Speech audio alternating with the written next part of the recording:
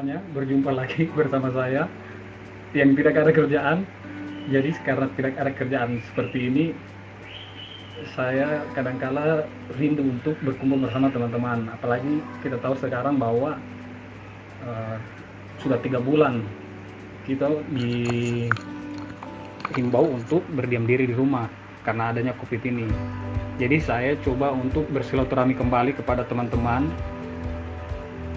bercerita tentang profesi mereka, keseharian mereka. Jadi dari sekian beberapa teman-teman yang saya hubungi, ada yang langsung merespon dan mau untuk berbincang-bincang melalui media sosial. Ini dia orangnya. Ya, oke, ini dia. Ya, ini dia orangnya. Ini namanya Pak Raymond. Dia seorang guru muda, baru masuk juga awal tahun di sekolah swasta di Raja Wali. Dan dengan Pak Raymond saya akan coba bercerita tentang keseharian, tentang profesi dan sebagainya. Kita akan coba terhubung dengan Pak Raymond. A few moments later. Halo, Mon? Ya, halo. Halo, ya Bapak Fitra. Ya. Hey. Oke. Munculkan ketampananmu itu. Aduh. Tunggu. Saya mau muncul. Sudah muncul. Oke, ya. Siap. Mantap. Oke, ternyata setelah sekian lama menunggu, teman-teman yang bersedia untuk dihubungi, ternyata saya sudah menemukan seseorang. Dia seorang guru baru dan dikenal dengan guru yang niches bahasanya. Bisa dibilang seperti itulah. Kita akan berbicara dengan dia, kehidupan pribadi dan segala macam hal yang perlu dibahas. Kita akan bahas bahwa Bapak yang satu ini. Ya, bisa disebut dengan Pak Raymond saja ya. Raymond, Raymond siapa ini nama panjangnya? Nama panjang Raymond Christian Elisa Rasu. Biasa dipanggil sama siswa Pak Raymond. Pak Raymond ya. Ini Pak Raymond, kesibukannya gimana ini selama pandemi COVID begini? Kita kan dan disuruh ke sekolah, dan disuruh di rumah gini. Kesibukan apa lagi sekarang ini? Ya kalau sekarang selama sekolah kan. Kalau sekolah itu biasanya kita mengajar dari rumah saja. Kebetulan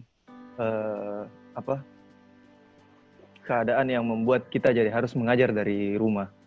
Bahan-bahan pun harus disiapkan dengan matang dari rumah supaya anak-anak lebih nyaman dalam proses belajar.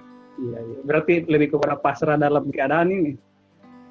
Ya hampir bisa dikatakan seperti itu.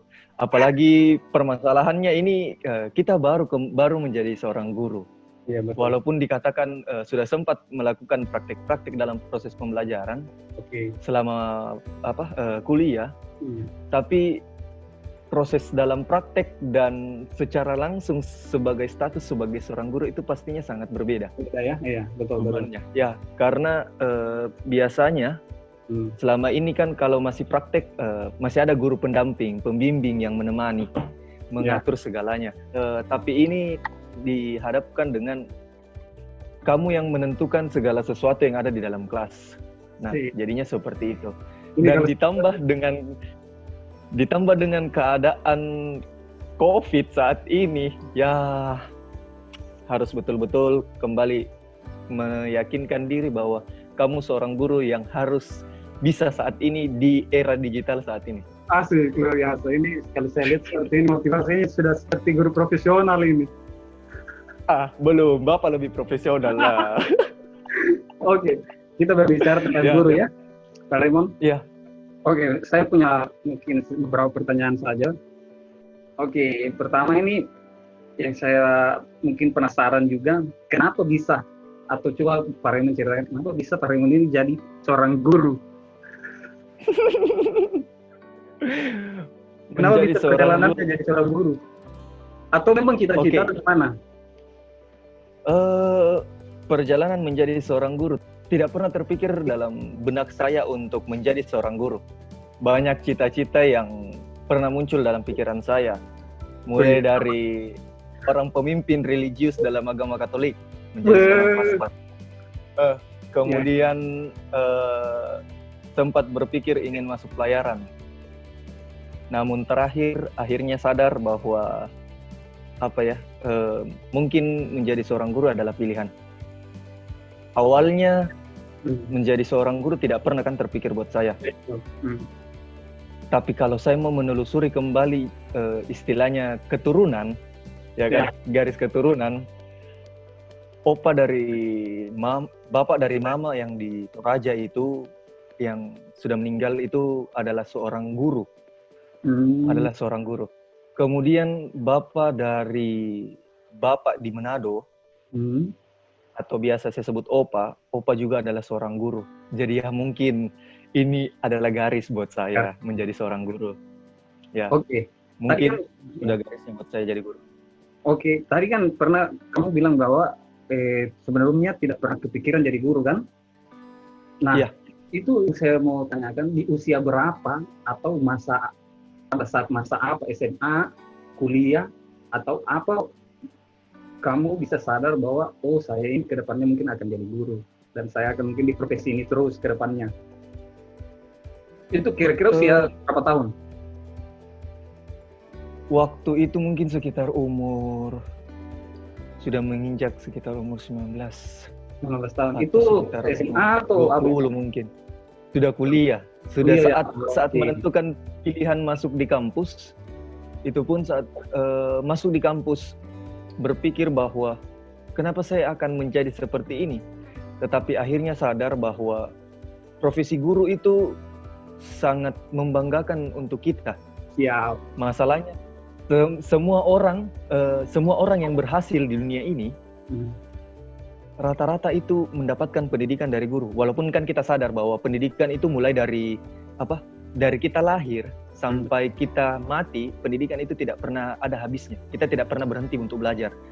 Tetapi pendidikan yang biasanya diterima untuk membentuk kita, biasanya itu juga berasal dari seorang guru. Dan akhirnya saya menyadari bahwa profesi guru itu adalah profesi yang sangat mulia. Asik. Oke. Membantu orang lain, toh. Iya. Oke, sekedar informasi buat teman-teman, Pak Raymond ini seorang guru agama ya, guru agama Katolik. Pak Raymond ya? Ya. Ya bisa kita lihat dari mungkin wajahnya seperti tokoh Alkitab. Oke, lanjut Pak Raymond di pertanyaan kedua. Ya. Masih kuat kan? Saya masih kuat, tenang, saya masih siap. Ya. Walaupun saya keringat ini ya. Saya keringat dingin ya. Ini bukan pertanyaan hidup dan mati, jadi santai saja. Ini lagi kepada sharing saja ya. Kan kita sudah lama juga 3 bulan kita tidak masuk sekolah, jadi ketemu secara langsung tidak bisa lagi. Jadi karena seperti inilah cara silaturahmi kita kan. Ya, betul. Oke. Lewat ini saja biasanya. Tadi saya dengar jawaban dari Pak Raymond, seolah-olah menjadi guru itu kayak sesuatu yang bahagia bagi Pak Raymond ini, kayak sesuatu yang spesial. Nah, yang saya mau tanyakan, apakah Pak Raymond sudah bahagia? Dalam artian bahagia di sini kita pukul rata saja bahwa bahagia itu yang biasa orang pandang kalau sudah memiliki materi, pokoknya yang dikaitkan dengan materi. Nah, saya mau tanyakan apakah menjadi profesi guru seperti sekarang ini, Pak Raymond sudah artinya mencukupi atau bahagia dalam keadaan kondisi materi seperti ini? Untuk saat ini saya merasa cukup. Saya mensyukuri apa yang saya miliki saat ini, yang sudah saya terima selama. Ya, saya mensyukuri apa yang saya terima saat ini ya. Di sekolah yang ditempati mengajar sangat diperhatikan, dan itu menjadi hal yang sangat membahagiakan untuk saya dibanding dengan beberapa guru yang mungkin berada di tempat-tempat lain. Ya tolong diperhatikan kesejahteraannya guru. Ya, karena kalau mau dikatakan guru itu berperan untuk kemajuan suatu bangsa. Jadi kebahagiaan dari guru juga itu harus diperhatikan. Khususnya kalau kita mau didikat tadi pukul rata, soal materi, ya tidak mungkin seorang guru tidak tidak semangat dalam mengajar, Ya, betul. dapatkan apa yang ia inginkan. Hmm. Dan guru pun itu pasti berpikir dengan realistis juga, dalam artian begini, realistisnya kayak gini, saya tidak pernah meminta yang lebih dari apa yang diberikan oleh sekolah, tetapi tolong sekolah memperhatikan apa yang menjadi kebutuhan kita. Ya, betul. Dan saya rasa selama beberapa bulan saya berada di yang saya tempati, segala sesuatu itu sudah tidak berlebihan, tetapi sahan di akhir bulan, setidaknya itu. Dan itu yang sangat, ya tercukupi pastinya itu. Yang pasti itu tercukupi. Jadi ini mungkin pesan untuk sekolah-sekolah yang lain yang ada di luar dari sekolah yang kita tempati. Tolong diperhatikan. Bukan pencitraan ini. Bukan pencitraan, tenang, bukan pencitraan. Oke, siap. Oke, kalau jadi itu apa sih ukuran kebahagiaan buat Pak Raymond itu? Apa sih ukuran kebahagiaan? Selain kebahagiaan itu dalam konteks seorang guru. Kita tetap bahas dalam konteks sebagai seorang guru ya. Kebahagiaan yang bisa dirasakan oleh seorang guru itu kalau lihat siswanya mengikuti materi dengan baik, pastinya. Yang selama ini yang saya rasakan sebagai guru yang baru ya, guru yang baru. Saya sangat senang saat melihat siswa saya mengerjakan belajar ataupun mengerjakan tugas-tugas sesuai dengan apa yang saya minta. Salah satu hal kebahagiaan saya. Di lain dari kebahagiaan materi yang kita bisa terima kan. Tapi kebahagiaan yang saya bisa rasakan itu saat itu. Kemudian kebahagiaan lain yang saya rasakan itu kalau saya bisa memberikan materi kepada mereka dan mereka langsung paham. Tanpa harus banyak mengeluarkan kata-kata yang membuat mereka bisa mengerti. Kemudian lain halnya lagi kalau misalnya mungkin saja belum saya alami melihat siswa yang berhasil saat meninggalkan tempat mereka belajar, misalnya SMA, mereka meninggalkan bangku SMA-nya dan kemudian beberapa tahun ke depan mereka kembali dan mengatakan mereka sudah bekerja di sini, ini di tempat ini. Itu yang membuat suatu kebanggaan pastinya untuk seorang guru. Itu. Dan satu hal lagi yang pengalaman sendiri tentang kebahagiaan yang saya rasakan saat saya sempat mengajar di Toraja praktek karena kampus berada di Toraja. Kampus berada di Toraja. Jadi waktu itu saya mengajar tingkat SD dan anaknya masih kelas 2 SD. Yang saya didik kelas 2 SD. Beberapa tahun masih di Toraja saat itu. Beberapa tahun kemudian anak itu yang menegur kembali ke saya, "Bapak masih ingat saya?"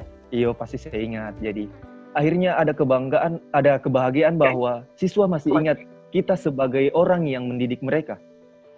Dan di saat-saat itulah kita disadarkan bahwa peran seorang guru itu bisa memberikan kebahagiaan untuk siswa, memberikan kebahagiaan juga untuk kita, memberikan memberikan bahwa mereka, oh ini guru saya, jadi saya harus hormati, dan itu menjadi suatu kebahagiaan untuk saya. Iya, Pak Fikra. Iya. Oke. Kalau Bapak Fikra. Kalau saya jangan bisanya. Banyak kayaknya nanti cut ini kayaknya. Saya juga setuju dengan apa yang Pak Raymond katakan bahwa kebahagiaan guru itu memang tergantung dari siswa sebenarnya kan. Impact dari siswa itu. Saya pernah juga alami, bukan juga sampai berhasil, karena saya juga termasuk baru kan. Cuma pernah membawa mereka Olimpiade lah. Nah, apalagi baru pertama kali di Makassar, jadi itu betul-betul saya totalitas betul untuk mereka, dan ternyata mereka juga menghargai itu akibat. Jadi mereka pada saat itu karena kerja kerasnya mereka juara 1 dalam Olimpiade itu. Jadi memang kebahagiaan khususnya seorang guru itu terletak pada siswanya itu, kan? Ya, betul Pak. Betul itu Pak. Kebahagiaan. Bahagia sekali seorang guru. Oke, lanjut ke Lagi pertanyaan pada dapat terakhir. Supaya tidak terlalu mengganggu ini kegiatannya Pak Raymond. Ya. Oke, pertanyaan terakhir. Kira-kira kalau disuruh pilih untuk profesi Pak Raymond, kira-kira maunya profesi apa yang sebenarnya paling disukai atau yang sebenarnya harusnya saya seperti ini, bukan seorang guru. Kalau profesi yang istilahnya harus saya pilih, yang didambakan lah ya. saya belum. Yang didambakan itu mungkin pelayaran. Yang saya paling dambakan. Tetapi akhirnya ya begitulah. Saya sadar bahwa tidak bisa memaksakan apa yang kita kehendaki. Pastinya seperti itu. Saya sadar bahwa saya tidak bisa memaksakan apa yang saya kehendaki. Tuntun yang pengajar, maka terus menerimanya dan melaksanakannya dengan baik. Karena setiap profesi itu pasti memberikan kebahagiaan untuk diri kita sendiri, tergantung bagaimana kita mau menikmati profesi yang kita jalani. Jadi dari saya, bahwa profesi menjadi seorang guru memberikan kebahagiaan tersendiri buat saya. Dan sekarang baru saya sadar bahwa bukan menjelekkan dengan pekerjaan yang lainnya, bukan. Setiap pekerjaan pasti mempunyai risiko masing-masing. Setelah saya pergi kuliah di Toraja, jauh dari keluarga, akhirnya saya sadar bahwa keluarga itu nomor satu sebetulnya. Keluarga nomor satu. Setelah Tuhan pastinya ya. Setelah Tuhan. Kita bicara yang di dunia aja kan. Jadi secara nyata kalau mau dipikir, kalau seandainya saya mengikuti kehendak saya, memaksakan kehendak saya untuk menjadi seorang pelayaran atau pergi menjadi seorang pelaut, bisa saja saya akan terus merasakan rindu rumah, dan mungkin saya tidak bisa bertahan dengan hal yang seperti itu. Jadi dengan cara ini saya menyadari bahwa ya inilah tempat saya, dan kebahagiaan itu yang saya temukan, kebahagiaan menjadi seorang guru. Oke, iya. Cukup Pak Raymond. Atau masih mau ditanya lagi? Pak Fikra. Atau saya bertanya ke Bapak Fikra lagi. Boleh lah, tambah waktu. Apa yang boleh? Boleh lah. Bapak Fikra selama ini bahagia menjadi seorang guru. Itu belum perlu saya jawab, kamu pasti sudah tahu jawabannya. Oh ya, betul. Karena kita sama-sama bahagia toh menjadi seorang guru. Tahu betul. Kamu melewatkanku. Iya, mungkin itu saja Pak Fikra. Oke. Iya Pak Raymond. Makasih banyak ini waktunya Pak Raymond. Iya Pak Fikra. Berapa banyak ini video kah? Ini saya rekam terus saya masukkan di YouTube, bisa ya? Ya boleh. Oke. Itu dulu. Info ini Pak Raymond ini sudah memiliki ya? Cimumut. Pasangan? Ya. Oh. Sudah. Pasangan iya sudah. Oke. Sudah ada di Toraja dia. Sudah ada di Toraja. Eksekusinya? Eksekusinya ya semoga 2022 sudah bisa. Lama. Semoga 2022 bisa. 2 tahun lagi dong. Bapak kumpul duit dulu. Tinggi panaik, Tinggi panaik. Disiapkan dulu tuh, baru dibawa lagi ke sini. Intinya sudah ada Pak yang pentingnya. Iya, sudah ada. Bapak Fikra juga sudah ada toh. Tidak perlu saya jawab, Pak Raymond saja jawab. Iya, saya sudah tahu pastinya lah. Bagus. Kan kita kan friend. Kita friend toh, kita friend. Oke dan Pak Raymond. Oke Pak Fikra. Pak Raymond ya? Tidak apa-apa Pak Fikra. Kebetulan lagi tidak ada kerjaan juga. Iya. Cuma duduk-duduk kosong juga. Saya di telepon kamu karena memang lagi tidak ada kerjaan juga. Jadi ini saya sembari kerja apa yang bisa dikerja. Mencari yang gabut, gabut. Yang seperti Pak Fikra. Oke Pak Raymond. Ini bukan bucin. Atas waktunya. Sampai ketemu. Iya. Sehat-sehat selalu. Tuhan memberkati Pak Raymond. Ya Pak Fikra. Ya. Ya, terima kasih Pak Fikra juga. Tuhan memberkati. Amin. Ya, amin.